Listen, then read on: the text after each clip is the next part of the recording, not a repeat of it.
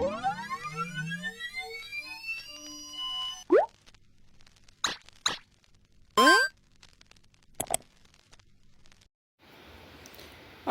hello, we're back again, and today we're doing an awareness month for autism spectrum. So yeah, let's get started.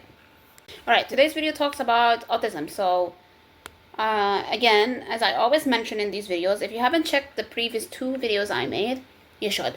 But as I always say in my videos, every single thing I do and talk about in every awareness related video to something is always includes research being done while filming this video. So before I get started into this, I want to clarify, like always, I do this solely for awareness and education purposes. I am not a doctor, I am not a psychologist, but I have experiences with certain things. Not everything I mentioned, but I have experiences with certain things. I'm talking about autism today, and I have friends that are autistic and have told me their experiences with autism. I watch a lot of YouTube videos and YouTubers. I follow a bunch. I can link them in the description, but I follow a bunch that are autistic, and I love their videos so much. And I research a lot about autism and neurodivergence because I am interested in it, and I love psychology. Without further ado, let's get into it. Alright, before as we get started now, first thing I want to talk about is what is autism. Obviously, autism is a neurological disorder, also known as ASD, which is basically autism spectrum disorder, and it affects how you behave and how you perceive things around you in the world. As someone explained before, I've seen a comment someone put out that said autism is like being born without the instructions of how to exist in this world and understand everyone. That's basically what autism is. By spectrum, also it's known as ASD, which is autism spectrum disorder, which I just said, means the spectrum part of it means that it varies on a level. How doctors assess a person is by levels, basically level 1 and level 2 and level 3. Level 1 being the least autistic, so like you are still autistic, but you are not showing severe autism behaviors. Level 2, you would guess, is medium, which is like you showing a lot more than level 1 with autistic behavior, but not enough to be level 3.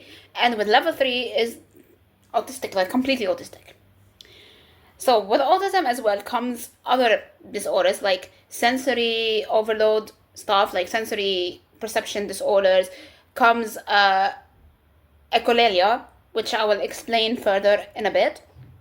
And I will also put links, like always, and pictures of descriptions. And with autism disorder as well comes other disorder stuff, allocated to it. Some people can have eating disorders with autism, because I'll explain why. I'll explain why further. So autism can hit children literally from birth. It can hit them from birth. And a lot of people are undiagnosed, back in the days especially, because you know how back in the days a lot of autism, like a stigma, sorry, I can't speak, a lot of stigma was surrounding neurodivergence and autism and all of like these communities basically. So technically back in the days, you would be perceived as either lazy, irresponsible, misbehaving child, rather than them realizing, hang on, you might have a disorder that's causing you to act that way, and it's not your fault, it's the disorder that you have causing you to do this stuff. But back in the days, there was so much stigma, and there is a lot of stigma surrounding that right now in the medical field. There's a lot of autistic girls mainly that go undiagnosed because they brush it off when it's on a woman. When it's a boy or a man getting diagnosed for autism, they immediately will be like, yes, you have autism. But there isn't enough research on autism towards females or female identifying individuals. There isn't enough research on female people, so that's why they do not take it into consideration when it comes to a female most of the time. Autism can affect a variety of things in a person's life, including social life, motor skills, brain development, school, work. It can affect so many aspects of a person's life. And some of the symptoms that children may show, well, if you want to know about like children, early childhood, but each child is different. Reminder, each person experiences autism in a different way. Make sure, and I will always link things in the description. Always, I'm linking things in the description, so check them out. It includes, I'm gonna link videos of different levels of autism, and I'm gonna include videos of autistic people talking about their own experiences with autism. So some children, oh my god, as it reads in here, some children show signs of autism spectrum disorder in early infancy, like when they were babies or when they're first born, and it can be different behaviors as well. Some children might, for example, cry because they're overwhelmed and having a meltdown rather than cry because they are just crying for the simple act of crying. Some people, you might, for example, if a child like reaches a certain age and they're not talking yet, that's called nonverbal autism. So, for example, a lot of autistic kids can reach like 2 years sometimes and still not be able to talk, and that shows their motor development, their speech development skills, and it's behind. So you can tell by that they might be on the autistic spectrum. Some kids, for example, motor skills, like some kids, they will develop how to eat with a spoon like at the age of 1, but meanwhile they could reach the age of 4 and they still don't know how to hold a spoon or a fork properly and eat with it. That's also a sign for autistic behaviors.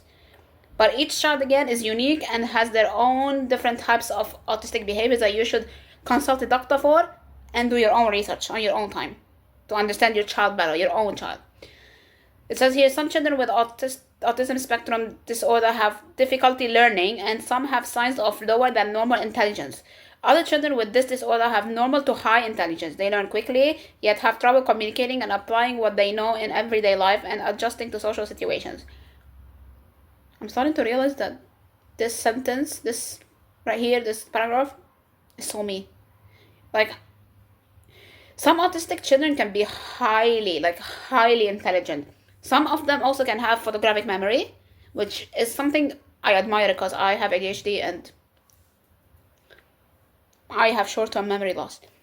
But some autistic kids can be very, very smart in certain topics and certain situations, but they don't know how to apply the knowledge they have into everyday life. And with a lot of autistic children, they miss social cues. They don't understand. For example, they see someone having a certain emotion, but they don't understand what it means or what it is corresponding to. Some autistic children, for example, their emotional development. For example, their parent, they could have someone they love die for them, okay? For example, let's say their dad or their mother, they die, but an autistic child will not reciprocate that in the moment. I was like that, to be fair. But an autistic child will not reciprocate that immediately. They will be like, what is happening? What's going on? And then they need a further on explanation to understand what is actually happening. Because they don't understand and reciprocate emotion the way a normal neurotypical person would. And it says here, social communication and interactions. Let's go into social communication and interactions. So children, even adults with the autism spectrum have problems with social interactions. If you have autistic people in your life, you would 100% see what I'm talking about if you look at the person and you interact with that person. So, for example, adults and children with autism can fail to respond to their name sometimes and not hear you at times because they miss the cue. They don't hear it. It's like, as I said in the beginning, it's like neurotypical people, they have a rule book that they come with prepared when they're first born. Meanwhile, neurodivergent kids and mainly autistic kids, that rule book in the bin. It wasn't there. God didn't give it to them when they were born. They didn't have it when they were born. So they don't reciprocate things the way neurotypical people would. So other things could be resisting, the sensory thing I talked about earlier, sensory issues. They have a lot of that. They have some, like, people with highest level of autism.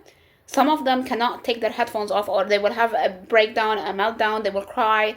So that's why they always wear their earphones or headphones, because, like, noise cancelling, because noise can affect them badly. And that's why some autistic kids would resist, like, shaking hands, hugging people, clapping sometimes. They would resist all the things that include touch, basically. And if you have an autistic partner in your relationship, sometimes they could avoid being physical with you, which isn't something to do with you, it's something to do with their disorder.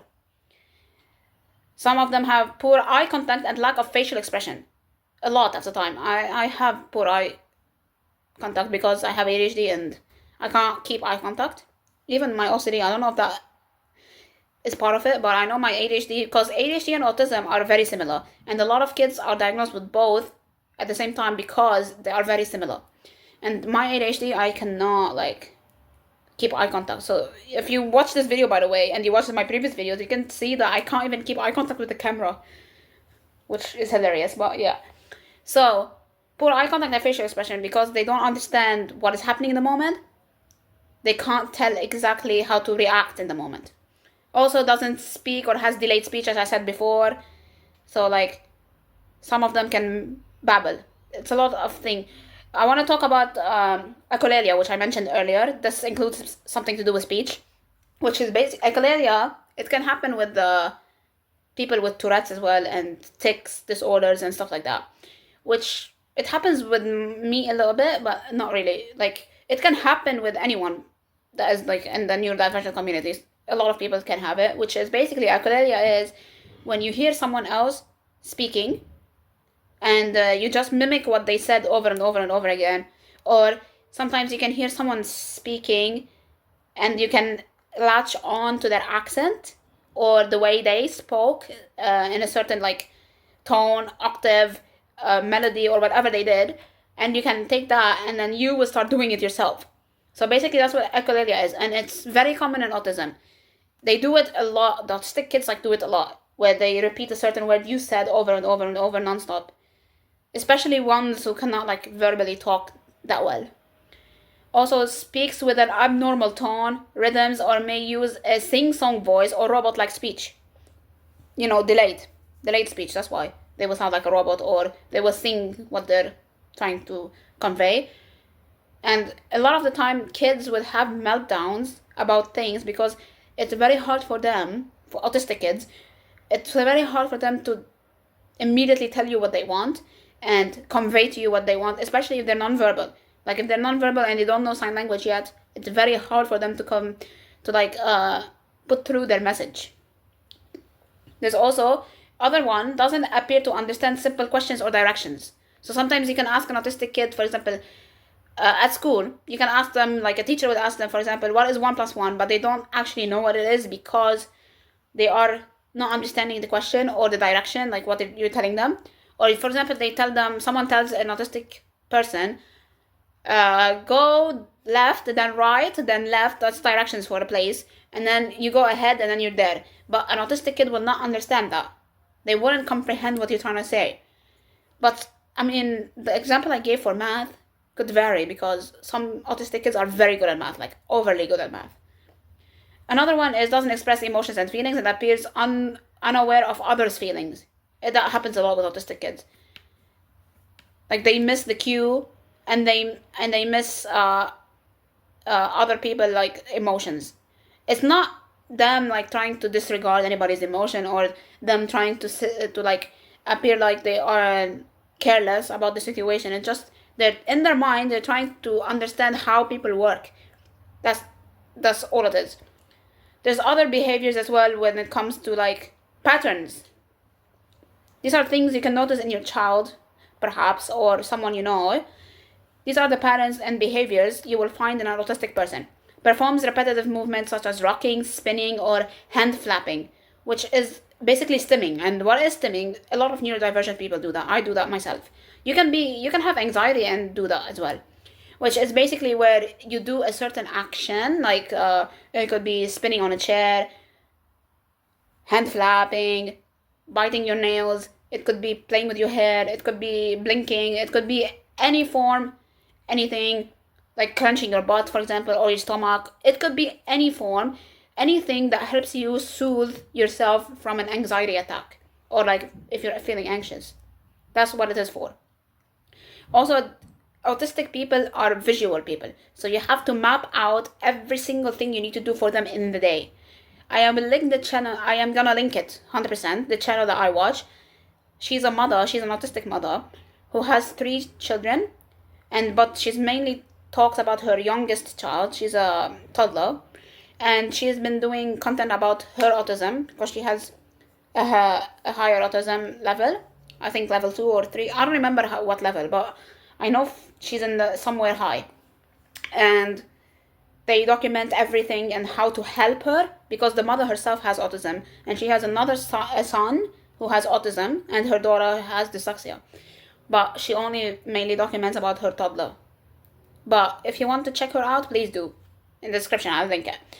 Other things that autistic people develop is routines, as I said, and rituals. So basically, you have to map out everything for autistic kids. For example, you have, from the minute they wake up, you have to put like a map for them, like tell them 8 a.m. we're gonna go, for example, school. After that, so like 8 a.m. get ready for school. We're gonna eat, brush teeth, get dressed, and so on. And then you go from there. After that, go in the car at 9, drop you off at school. Then after that, do school. And then after that, 2 p.m., 3 p.m., whatever time they finish school, for example, I'll pick you up from school. You have to put it for them, like, immediately. I'll pick you up from school. Then we can go, for example, get lunch. And then we can make lunch at home. Whatever the routine is, whatever you have in the day, you have to make sure they visually know what each step is. And if you mess up their schedule, they're going to have a breakdown about it. So I highly recommend, do not do that for them. Unless, if you want to do it, let them know beforehand. Because they will have like a mental block about it. A very big mental block about it.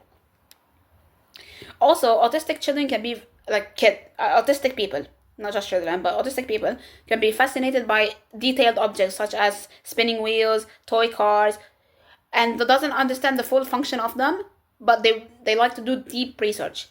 And a lot of autistic people, a lot of them, are interested in one thing, for example, psychology, or they're interested in biology or something like that, and they will do deep research about it, and that's what their job will become in the future.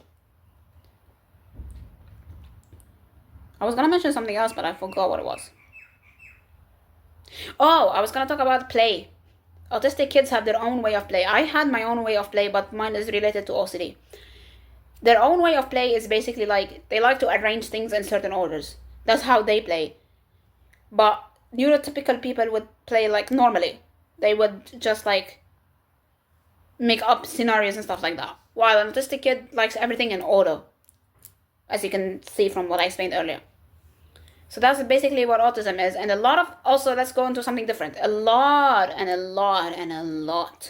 of people would say that autism comes from vaccination, which it has never been proven that it's wrong or right. It has never been proven that vaccinations are the reason for that, for creating autism. No one has said that. I might make sure to also link organizations in the descriptions where you can check more information about them. So yeah. And please check on all your autistic friends and families. They go through a lot, especially bullying. They go through a lot of bullying, misunderstanding, neglect.